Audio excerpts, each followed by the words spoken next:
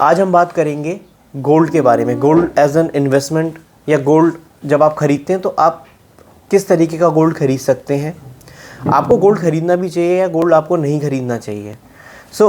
Generally अगर आपको gold खरीदना है तो किस तरीके का खरीद सकते हैं। अगर आपके चार्ट के, आपके हॉरोस्कोप के हिसाब से गोल्ड आपको सूट करता है तो आपको किस दिन गोल्ड में इन्वेस्ट करना चाहिए, और आपको किस किस सिचुएशन में किस पर्सन को गोल्ड नहीं खरीदना चाहिए। इसके अराउंड आज हमारा टॉपिक है। सबसे पहले अगर हम बात करें गोल्ड की, गोल्ड है क्या।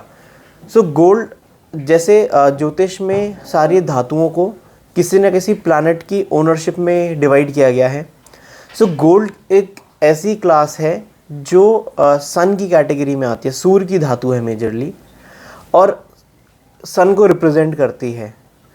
अगर आपकी कुंडली में सूर्य की बहुत अच्छी पोजीशन नहीं है, उसमें शुभ ग्रहों का प्रभाव नहीं है, जनरली गोल्ड आपको वो रिजल्ट्स नहीं देगा जो एक जनरली जिसके कुंडली में बहुत अच्छी स्टेट में है उसमें जो रिजल्ट्स मिलेंगे वो आपको नहीं मिलेंगे। सेकेंडली अगर हम सन की भी बात करें तो सिर्फ सन को नहीं देखना चाहिए, हमें सबसे पहले ये देखना चाहिए कि आप किस फॉर्मेट का गोल्ड लेना चाह रहे हैं। आजकल अगर गोल्ड के फॉर्मेट को एक ब्रॉड कैटेगरी में डिवाइड करें तो एक होता है raw gold. Raw gold is जो नॉर्मली आप उसको कोई भी ऑर्नामेंट का शेप नहीं दिया गया है, it is just a coin या इट इज़ जस्ट नॉर्मल एक गोल्ड की ब्रिक की बात करें, अगर एज इन्वेस्टमेंट पर्पस आप ले रहे हैं उसको, वो गोल्ड प्योरली सन की कैटेगरी में है। उसके अंदर किसी और प्लैनेट का कोई इन्वॉल्वमेंट नहीं माना जाएगा। बट अगर वही कॉइन है, उसके ऊपर कुछ डिज़ाइनर कुछ चीज़ बनी हुई है, वो स्टैम्प्ड कॉइन है, तो यहाँ पर सिर्फ सन की कैटेगरी नहीं है। अब अगर कॉइन स्टैम्पिंग की बात करें तो ये थोड़ा सा जुपिटर का भी इन्वॉल्वमेंट यहाँ पर आ गया।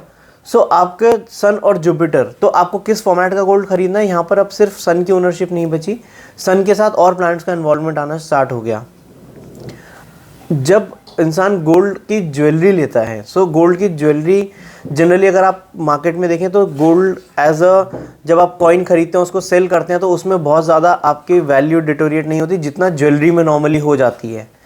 बहुत कॉमनली 70 या 80% ही उसके अंदर ज्वेलर आपको बताता है कि इसकी प्योरिटी या जो भी उसके अंदर मेकिंग चार्जेस एंड ऑल लगा के बहुत ज़्यादा आपको रिटर्न वापस नहीं मिलता अगर आप ज्वेलरी में इन्वेस्ट करें। और बहुत लॉजिकल है, बिकॉज जब हम ज्वेलरी की बात करते हैं, ऑर्नामेंट की बात करते हैं, वो श्रृंगार की कैटेगरी में गया एंड वो वीनस की कैटेगरी में चला गया, शुक्र ग्रह की ओनरशिप में चला गया। अब सन और वीनस आपस में एनिमीज़ हैं। कुंडली के अंदर जो 9 प्लैनेट्स हैं उसके अंदर मित्र और शत्रु ग्रह होते हैं, ये आपस में शत्रु हैं। शत्रु ग्रहों का अब हमने 2 शत्रु ग्रहों की चीज़ को मिक्स करने की कोशिश की, तो गोल्ड के हमने ऑर्नामेंट बनाने की कोशिश की, और गोल्ड की ज्वेलरी के अंदर जब हम डायमंड को और डालने की कोशिश करते हैं तो वो और भी ज़्यादा 2 एंटी यूनिट्स को मिक्स करने की बात है। Because diamond is again stone of Venus, वो शुक्र ग्रह के लिए वो डायमंड रिप्रेजेंटेटिव है, और वो इसलिए आप देखो प्योर गोल्ड के अंदर डायमंड टिकता भी नहीं है। उसके मेटलर्जिक रीजंस हैं, उसके साइंटिफिक रीजंस हैं, बट अगर ज्योतिष में बात करें तो प्योर सन की मेटल के अंदर आप वीनस को डालेंगे, दोनों शत्रु ग्रह हैं, वो नहीं टिकेगा उसके अंदर। अगर आपको ज्वेलरी आपको सूट करेगी या नहीं करेगी, आपको लेना चाहिए नहीं लेना चाहिए, आपका वीनस स्ट्रांग होना चाहिए, वीनस की पोजीशन अच्छी होनी चाहिए, वीनस के साथ जो प्लैनेट्स हैं उनकी स्टेट अच्छी होनी चाहिए सन के साथ, क्योंकि आप बेसिकली गोल्ड ले रहे हैं और उसका ऑर्नामेंटेशन करके ले रहे हैं। तीसरी कैटेगरी आती है आजकल जिसको हम डिजिटल गोल्ड कहते हैं। डिजिटल गोल्ड और सोवरेन गोल्ड बॉन्ड्स, ये एक कैटेगरी है जहाँ पर फिजिकली आपके पास गोल्ड नहीं है, आपके पास या तो कुछ पेपर्स हैं या फिर आपके पास कुछ ऑनलाइन अकाउंट है जहाँ पर आपको दिख रहा है कि आपने इतना गोल्ड लिया हुआ है। अब फिजिकली आपके पास गोल्ड नहीं आया, आपने कहीं डिजिटली ले लिया। यहाँ पर केतु की पोजीशन बहुत इंपॉर्टेंट है, बिकॉज डिजिटली कंप्यूटर रिलेटेड कामों के लिए केतु का एक बहुत मेजर रोल है। अगर आपकी कुंडली में केतु अच्छे रिजल्ट्स नहीं देगा तो आपको डिजिटल गोल्ड में इन्वेस्ट नहीं करना चाहिए। अगर केतु की पोजीशन अच्छी है तभी आपको डिजिटल गोल्ड की तरफ जाना चाहिए। एंड ओवरऑल जिस इस डिस्कशन का ये है कि आपको कभी भी गोल्ड लेना है तो आप ये देखिए कि आप किस फॉर्मेट का गोल्ड ले रहे हैं, और उस फॉर्मेट की गोल्ड के हिसाब से वो प्लैनेट्स आपकी कुंडली में किस तरीके का रिजल्ट देने के पावर रखते हैं, क्या उनकी पोटेंशियल है, उसके हिसाब से आप गोल्ड खरीदिए। अगली कैटेगरी आती है कि अगर आपने डिसाइड कर लिया कि गोल्ड लेना है और अब इस फॉर्मेट का लेना, आपने सब देख लिया है, आपको पता है कि आपको इस फॉर्मेट का गोल्ड लेना है, सो आप वो मुहूर्त कैसे निकालेंगे। वो मुहूर्त निकालने के लिए ज्योतिष में अगर आप गोल्ड इन्वेस्टमेंट के पर्पज़ से ले रहे हैं तो इन्वेस्टमेंट का एक मुहूर्त होता है। अगर आप गोल्ड को एज अ ज्वेलरी ले रहे हैं तो ज्वेलरी लेने का एक अलग मुहूर्त होता है। और कुछ स्पेशल योग भी होते हैं, अमृत सिद्धि योग, स्वर सिद्धि योग, रवि योग और सिद्ध योग, इस तरह के योग होते हैं। इन सब के कॉम्बिनेशन को देखना चाहिए। जो नक्षत्र इन्वेस्टमेंट के लिए फीजिबल हैं, जैसे 27 नक्षत्र हैं, 27 में से एक सेट ऑफ नक्षत्र है जो इन्वेस्टमेंट के लिए फीजिबल है। आप उस नक्षत्र के दिन ही गोल्ड खरीदिए। उससे भी पहले आपकी कुंडली में आपका चंद्रबल और ताराबल होता है, जिससे ये निकल कर आता है कि एक इंसान के लिए वो दिन कैसा है। आप जिसके भी नाम से गोल्ड ले रहे हैं, जो भी गोल्ड खरीद रहे हैं, उसका चंद्रबल और ताराबल देखिए। चंद्रबल की चंद्रमा की पोजीशन आपके नेटल चार्ट में देखी जाएगी कि आज की डेट में जो चंद्रमा है वो आपके चार्ट के ऊपर किस तरीके के रिजल्ट्स दे रहा है। सेकेंडली, ताराबल आज का जो नक्षत्र है और आपका जो जन्म का नक्षत्र है उसमें आपका किस तरीके का रिजल्ट आएगा। तो आप चंद्रबल और ताराबल देखिए अपना। उसके बाद ये देखिए कि उन नक्षत्रों में जो इन्वेस्टमेंट के लिए फीजिबल है उसमें कौन सा नक्षत्र आपके लिए सूटेबल है, उस नक्षत्र को चुनिए। और उसके बाद देखिए कि कोई स्पेशल योग है या नहीं है।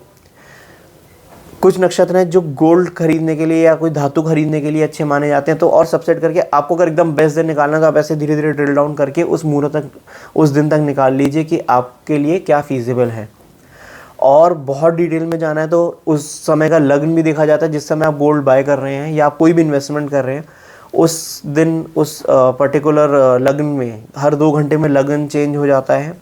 24 घंटे में हर 2-2 घंटे में लग्न 12 राशियों का लग्न चेंज होता रहता है। तो जब जो लग्न है उसके अंदर गुरु की क्या पोजीशन है, शनि की क्या पोजीशन है और सूर्य की क्या पोजीशन है जब हम गोल्ड लेने की बात कर रहे हैं। ये देखना बहुत ज़रूरी है। जब ये सारी चीज़ें आप देखें उसके बाद आप ख़रीदें तो अच्छे फल मिलेंगे। कई बार लोग ख़रीदते हैं, बोलते हैं मैंने तो ख़रीद लिया और देखो आज गोल्ड का प्राइस बढ़ गया है। बट अगर आपने अच्छे मुहूर्त में नहीं लिया या आपको फीजिबल नहीं है तो जो इसके नेगेटिव इम्प्लीकेशन होते हैं वो ये होता है कि आपने ले तो लिया और आज की डेट में अच्छा है, बट जब आपको बेचना होगा, जब आपको उसको सेल आउट करना होगा, तब ऐसे सिचुएशन बन सकते हैं। और बहुत सारे लोगों के साथ ऐसा होता है कि उनको ऐसे सर्कमस्टेंसेस में अपना गोल्ड बेचना पड़ता है जो उनके लिए फलदायी नहीं रहता। फिर उस समय गोल्ड की प्राइस अच्छी नहीं मिलेगी, सर्कमस्टेंसेस अच्छे नहीं होंगे, किसी पॉजिटिव काम के लिए, किसी लोन को रीपे करने के लिए, या घर में लोन नहीं मिल रहा तो उसकी वजह से गोल्ड बेचकर और फिर घर बनवाने के लिए हमें यूज़ करना पड़ रहा है। तो इस तरह के नेगेटिव इम्प्लीकेशन आते हैं। ऐसा नहीं है कि आप गोल्ड आपने ले लिया और आज प्राइस अच्छी है तो बहुत अच्छा है। आपको हमेशा देखना चाहिए कि कोई भी चीज़ आपके लिए फलदायी होनी चाहिए, शुभ रिजल्ट्स आने चाहिए। शुभ रिजल्ट्स हमेशा प्राइस नहीं होती कि आज मैंने 100 रुपये की चीज़ ली और वो 120 की बिक गई तो शुभ है, नहीं। शुभ रिजल्ट है कि आपके वो हमेशा अच्छे काम में लगे, आपको अच्छे रिजल्ट्स दे, वो आपके शुभ कामों में उस चीज़ का यूज़ होगा। आप मेरे चैनल को सब्सक्राइब करिए। अगर आपको वीडियोस अच्छे लगते हैं आप इस वीडियो को लाइक कीजिएगा और उन लोगों को शेयर कीजिएगा जो गोल्ड लेने के प्लान कर रहे हैं या गोल्ड लेने के बारे में सोच रहे हैं और उनको अवेयरनेस चाहिए इस बारे में। तब तक के लिए नमस्कार।